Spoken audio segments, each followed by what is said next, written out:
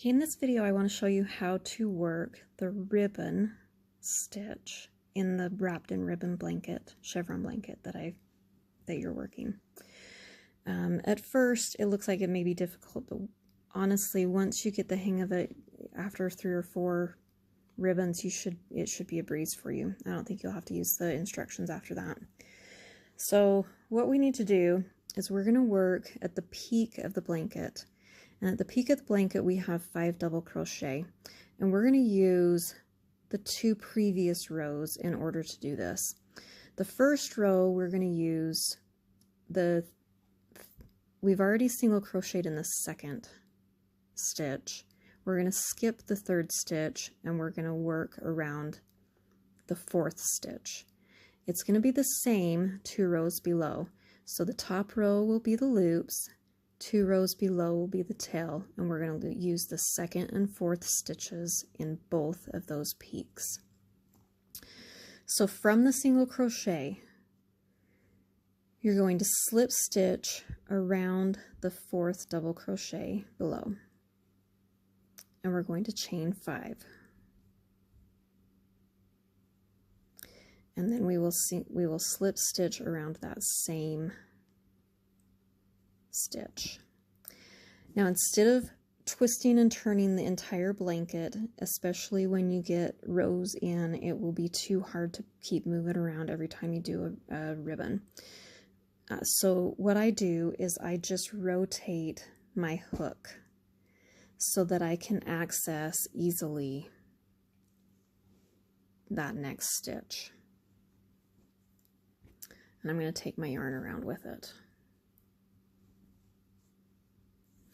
So once again, this is the 2nd stitch. We're not working in the 3rd stitch. We're going to slip stitch around the 2nd double crochet. And we're going to chain our 5 and slip stitch around that same one again. Make sure you don't catch the stitches behind. So you're still top up, and we've got our 2 loops right there to start working around. Okay, the first loop, we're going to work a single crochet, 2 half double crochets, 6 double crochets,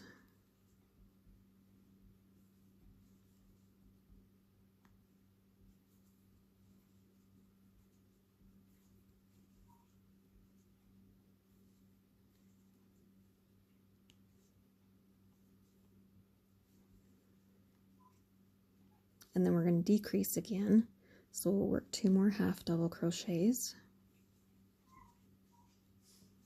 and a single crochet.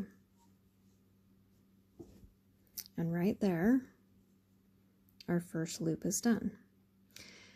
The next step is to go 2 rows below in that 4th double crochet, and we're going to work the tail.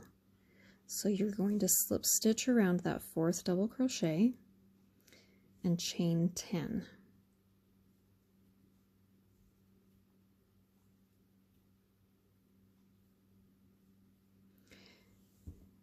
We're going to single crochet in the 2nd chain from the hook. Sorry about that.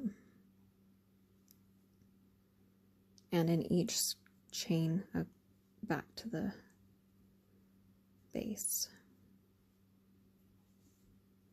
You'll end up with 9 single crochets.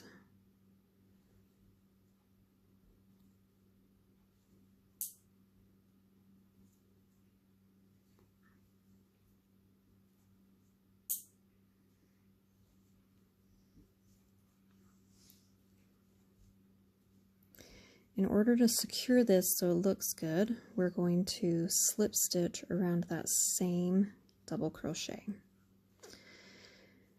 Okay, we need a chain 1 between the tails, and you'll understand why later.